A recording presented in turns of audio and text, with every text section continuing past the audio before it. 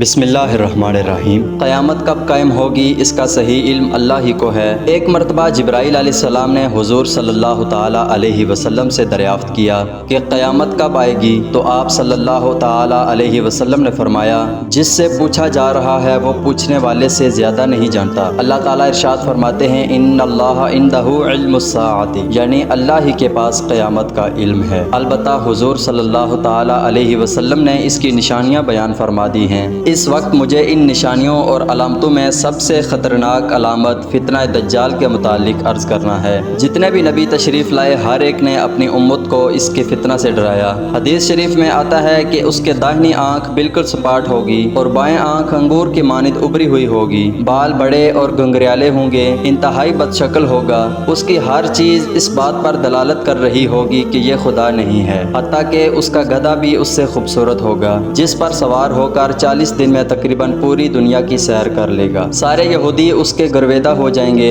اور اس پر ایمان لائیں گے، اور اللہ تعالیٰ اس کو غیر معمولی اختیارات بھی دے دیں گے۔ زمین سے خزانے نکال دے گا، بارش برسائے گا، اور کوئی شخص اس کو قتل کرنے کی طاقت و قدرت نہیں رکھے گا سوائے حضرت عیسیٰ علیہ السلام کے۔ پوری دنیا میں فساد برپا کرے گا، جنت و دوزخ وہ اپنے ساتھ لیے پھرے گا، اپنے معتقدین کو جنت میں اور غیر معتقدین کو جہنم میں ڈالے گا۔ لیکن در حقیقت وہ اس کا الٹا ہوگا، جس کو جنت میں ڈالے گا وہ جہنمی ہوگا، اور جس کو جہنم میں ڈالے گا وہ جنتی ہوگا۔ اس کے فتنہ سے وہی شخص بچ سکے گا جس کے ساتھ اللہ کی مدد شامل حال ہوگی۔ حضرت نواس بن سمعان رضی اللہ تعالی عنہ فرماتے ہیں کہ رسول اللہ صلی اللہ تعالی علیہ وسلم نے ایک دن صبح کے وقت دجال کا ذکر فرمایا اور تذکرہ فرماتے ہوئے بعض باتیں اس کے متعلق ایسی فرمائیں کہ جن سے اس کا حقیر و ذلیل ہونا معلوم ہوتا تھا، مثلا یہ کہ وہ کانا ہے، اور بعض باتیں اس کے متعلق ایسی فرمائیں کہ جن سے معلوم ہوتا تھا کہ اس کا فتنہ سخت اور عظیم ہے، مثلا جنت و دوزخ کا اس کے ساتھ ہونا اور دوسرے خوارق کے عادات۔ آپ کے بیان سے ہم پر ایسا خوف طاری ہوا کہ گویا دجال کھجوروں کے جھنڈ میں ہے، یعنی قریب ہی موجود ہے۔ جب ہم شام کو حضور صلی اللہ تعالی علیہ وسلم کی خدمت میں حاضر ہوئے تو آپ نے ہمارے قلبی تاثرات کو بانپ لیا اور پوچھا کہ تم نے کیا سمجھا؟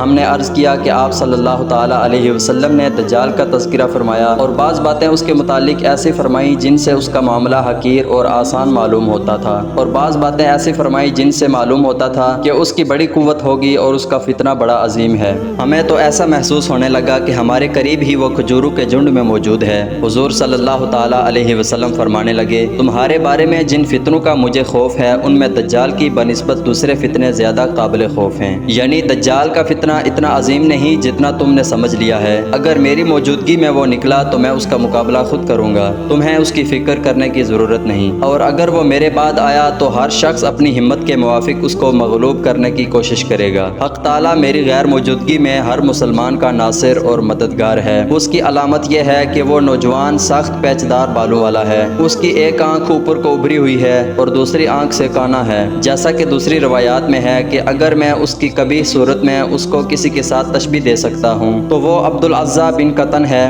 یہ زمانہ جاہلیت میں بنو خزاعہ قبیلہ کا ایک بد شکل شخص تھا۔ اگر تم میں سے کسی مسلمان کا دجال کے ساتھ سامنا ہو جائے تو اس کو چاہیے کہ وہ سورہ کاف کی ابتدائی آیات پڑھ لے، اس سے دجال کے فتنہ سے محفوظ ہو جائے گا۔ دجال شام اور عراق کے درمیان سے نکلے گا اور ہر طرف فساد مچائے گا۔ اے اللہ کے بندو، اس کے مقابلہ میں ثابت قدم رہنا۔ سامعین کرام، اب بات کرتے ہیں کہ دجال کتنے دن زمین پر رہے گا۔ صحابہ کرام رضی اللہ تعالی عنہ نے عرض کیا کہ یا رسول اللہ صلی اللہ تعالی علیہ وسلم، وہ زمین پر کتنی مدت رہے گا؟ آپ صلی اللہ تعالی علیہ وسلم نے فرمایا وہ 40 دن رہے گا، لیکن پہلا دن 1 سال کے برابر ہوگا، اور دوسرا دن 1 ماہ کے برابر ہوگا، اور تیسرا دن 1 ہفتہ کے برابر ہوگا، اور باقی دن عام دنوں کے برابر ہوں گے۔ ہم نے عرض کیا یا رسول اللہ صلی اللہ تعالی علیہ وسلم، جو ایک دن 1 سال کے برابر ہوگا کیا ہم اس میں صرف ایک دن کی 5 نمازیں پڑھیں گے؟ آپ صلی اللہ تعالی علیہ وسلم نے فرمایا نہیں، بلکہ وقت کا اندازہ کر کے پورے سال کی نمازیں ادا کرنا ہوگی۔ پھر ہم نے عرض کیا یا رسول اللہ صلی اللہ تعالی علیہ وسلم، وہ زمین میں کس قدر سرعت کے ساتھ سفر کرے گا؟ فرمایا اس ابر کے مانند تیز چلے گا جس کے پیچھے موافق ہوا لگی ہوئی ہو۔ بس دجال کسی قوم کے پاس سے گزرے گا،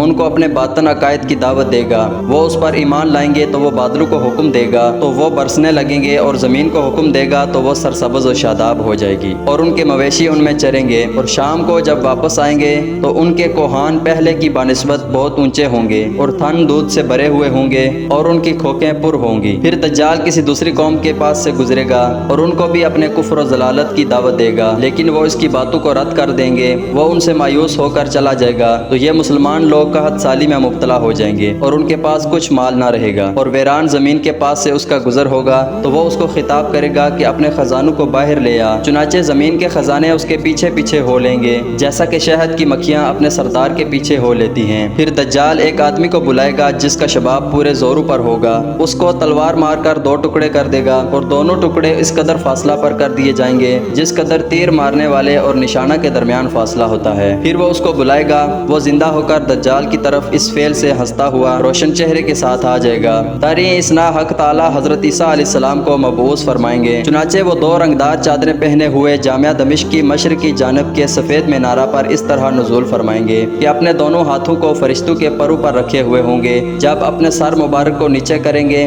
تو اس سے پانی کے قطرات جڑیں گے جیسے کوئی ابھی غسل کر کے آیا ہو، اور جب سر کو اوپر کریں گے تو اس وقت بھی پانی کے متفرق قطرات جو موتیوں کی طرح صاف ہوں گے گریں گے۔ جس کافر کو آپ کے سانس کی ہوا پہنچے گی وہ وہیں مر جائیں گے، اور آپ کا سانس اس قدر دور پہنچے گا جس قدر دور آپ کی نگاہ جائے گی۔ حضرت عیسیٰ علیہ السلام دجال کو تلاش کریں گے یہاں تک کہ آپ اسے بیت المقدس کے قریب ایک بستی ہے وہاں سے پکڑیں گے، وہاں اس کو قتل کر دیں گے۔ پھر عیسیٰ علیہ السلام لوگوں کے پاس تشریف لائیں گے اور بطور شفقت کے ان کے چہروں پر ہاتھ پھیریں گے اور جنت میں اعلیٰ درجات کی ان کو خوشخبری سنائیں گے۔ دجال کے متعلق حضرت ابو سعید خدری رضی اللہ تعالیٰ عنہ کی روایت میں یہ اضافہ بھی ہے کہ دجال مدینہ منورہ سے دور رہے گا اور مدینہ کے راستوں پر بھی اس کا آنا ممکن نہ ہوگا۔ مدینہ کے قریب ایک شور زمین کی طرف آئے گا، اس وقت ایک آدمی دجال کے پاس آئے گا اور وہ آدمی اس وقت کے بہترین لوگوں میں سے ہوگا اور اس کو خطاب کر کے کہے گا کہ میں یقین سے کہتا ہوں کہ تو وہی دجال ہے جس کی ہمیں رسول اللہ صلی اللہ تعالیٰ علیہ وسلم نے خبر دی تھی۔ یہ سن کر دجال کہے گا،